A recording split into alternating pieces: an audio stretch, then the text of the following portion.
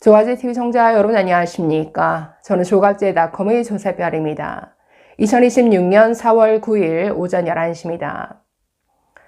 지금 이재명 정권은 불법 대북 송금 사건을 조작 기소된 사건으로 만들기 위해서 박상용 검사 한 사람을 거의 집단 구타하고 있습니다. 그것도 법무부, 특검, 국정조사까지 동원되어서 이건 전무후무한 일이죠. 아니 검찰총장도 아니고 일개 평검사를 상대로 이렇게 모든 권력을 총동원해서 이렇게 비겁한 공격을 할 수 있는가? 자, 그런데도 조용한 침묵을 지키고 있는 검찰 수뇌부 참 한심하기 짝이 없죠. 자, 이에 대해서 현재 법무부와 행정소송을 벌이고 있는 정유미 검사장이 비판의 목소리를 냈습니다.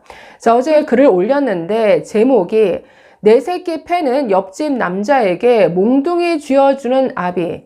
자, 내 새끼를 패는 옆집 남자 누굴까요? 민주당과 이재명 정부. 그런데 그들도 나쁜데 누가 더 나쁘다? 몽둥이를 그들에게 쥐어주는 아비. 아니 내 새끼를 두들겨 패는데 그들에게 몽둥이를 쥐어주는 아비가 있다. 이게 정상입니까? 그만큼 지금의 검찰 수뇌부가 정상이 아니라는 이런 뜻인데, 자, 이 내용 좀 소개해 드리도록 하겠습니다.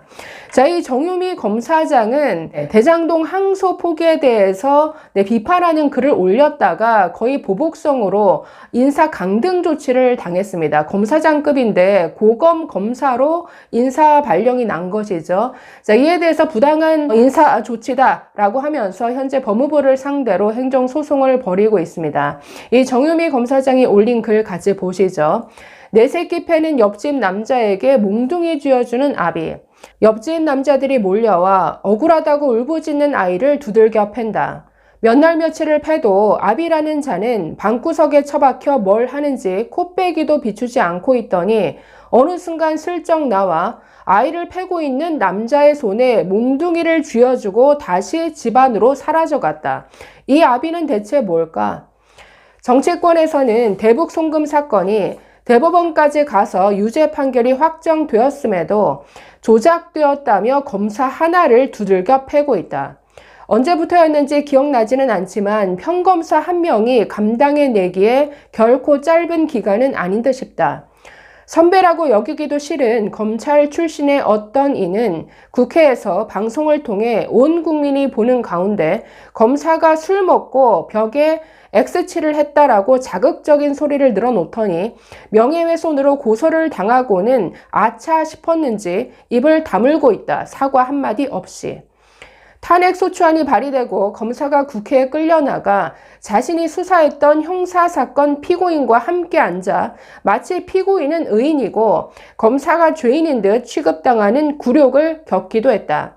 자, 지금 이게 국회가 벌이는 일입니다. 아니 범죄를 저지른 유죄 확정된 피고와 검사를 나란히 앉혀놓고 취조한다? 이 풍경 자체가 말이 안 되죠. 자, 그동안 검찰 조직이 공격받은 적은 꽤나 있었으나 사실상 방어력이 없는 평검사 개인에게 이처럼 집단 린치가 가해진 적이 역사상 있었나 싶다. 분통 터지게도 그동안 검찰 조직은 검사를 전혀 보호해주지 않았다. 그 검사가 원해서 맡은 사건도 아니고 본인에게 배당된 사건을 그저 성실하게 했을 뿐인데 수사 책임자도 아니고 층층이 부장, 차장, 검사장, 대검 반부패 부장, 검찰총장을 머리 위에 이고 평검사로서 본인의 몫을 감당했을 뿐인데 혼자서 사냥감이 되어 몰이를 당하고 있는 중이다. 이게 가장 안타까운 현실이죠. 아니 박상용 검사가 그 수사를 맡겠다고 자처했습니까? 아니 시킨 일 그대로 성실하게 수행했을 뿐인데 대체 그 위에 층층이 그 간부들 다 어디로 가고 평검사 하나가 이렇게 두들겨 맞고 있어야 하느냐, 이것부터가 기가 막힌 현실이죠.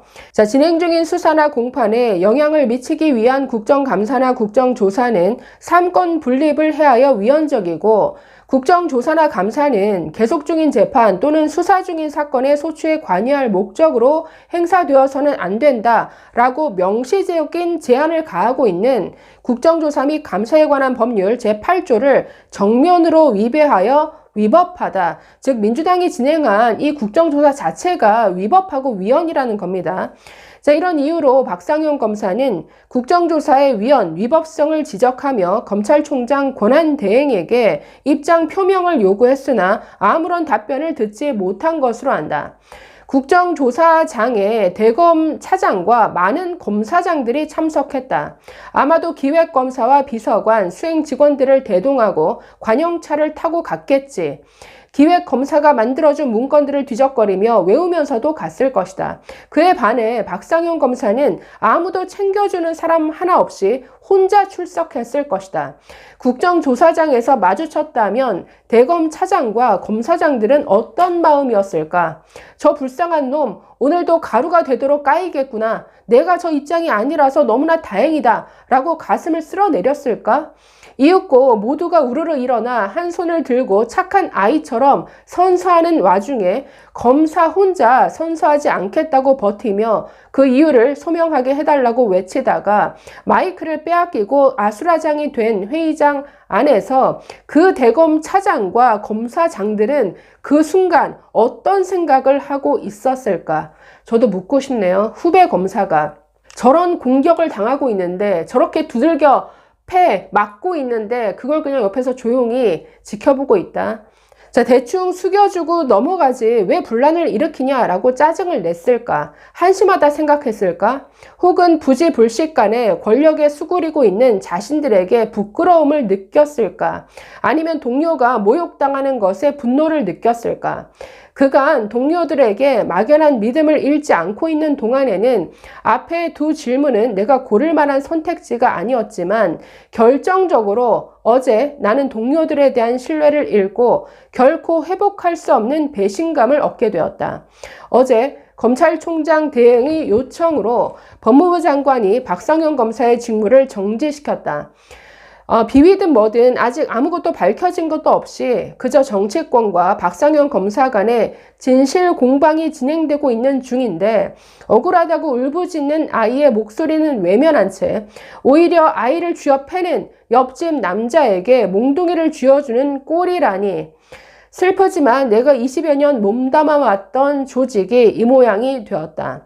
말 잘 듣고 착한 총장 대행 두어 명이 왔다 가는 동안 순식간에 영혼도 가오도 줏대도 원칙도 없는 조직이 되어버렸다. 이 마음을 어떻게 가누어야 할지 몰라 혼란스럽다. 참담하고 부끄러워 망연자실할 뿐. 네, 선배 검사들 이렇게 비판하고 있는데, 자, 지금 검찰 수뇌부 거의 식물인간 상태죠. 이재명 정권이 검찰청 해체를 지금 진행하고 있는 마당에 무기력한 것은 이해는 갑니다만은, 아니, 부하 검사가 저렇게, 부당하게 취급받고 있는 것에 대해서 기본적인 양심, 분노라는 게 없습니까? 그러니까 지금, 아니, 옆집 아이가 두들겨 패고 있는데 그걸 말리고 나서서 막아주는 아비가 아니라 도대체 얼마나 못나고 얼마나 비정상이면 그 두들겨 패는 옆집 남자에게 몽둥이를 쥐어주는 이런 아비일 수 있느냐. 이런 아비 여러분 어떻게 여기시겠습니까? 그게 지금 검찰 수뇌부의 모습이라는 거죠. 자, 이 조작 기소로 만들려는 이 이재명 정권의 모든 시도 이거 안 통할 겁니다. 대법원까지 가서 확정 판결된 사안입니다. 이 대북 송금 사건이 조작된 사건이다? 그럼 뭐가 조작되었다라는 거죠? 이 핵심은 연어 술 파티가 있었느냐, 무슨 형량 거래가 있었느냐, 진술 회유가 있었느냐, 이게 중요한 게 아니라 조작되었다고? 그럼 뭐가 조작되었는지를 먼저 조작을 주장하는 사람이 내놔야 할 것 아닙니까? 그 증거 하나도 못 내놓고 있잖아요. 아니, 대북 송금 사건, 확정 판결된 사건이 알고 봤더니 검찰이 다 조작한 사건이래. 이런 어마어마한 주장을 하려면 증거를, 기본적인, 아니, 팩트, 증거를 가지고 얘기해야 될 것 아닙니까? 그런데 증거를 못 내놓으니까 이렇게 검사 하나 두들겨 패고 전부 변죽만 울리고 있죠. 조작 기소로 몰아가는 이 이재명 정권의 모든 시도는 절대 통하지 않을 겁니다. 감사합니다.